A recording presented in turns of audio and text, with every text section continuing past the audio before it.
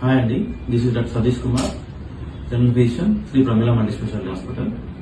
So చాలా మంది patients మన దగ్గరకు వచ్చి డయాబెటిక్ పేషెంట్స్ ఏ ఫుడ్స్ తీసుకోవాలి అని అడుగుతున్నారు.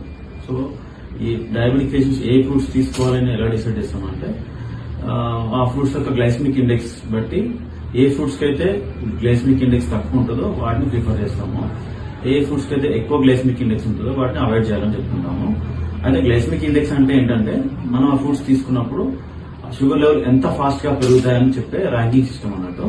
సో మనం ఫ్రూట్స్ ఏ ఫ్రూట్స్ కి గ్లైసమిక్ ఇండెక్స్ తక్కువగా ఉంటుందంటే మన రెగ్యులర్ దొరికే ఫ్రూట్స్ లో యాపిల్స్ అండ్ జామకాయలు, తర్వాత avocado, cherries, blackberries, pears, oranges, వీటిలో గ్లైసమిక్ ఇండెక్స్ తక్కువ ఉంటుంది.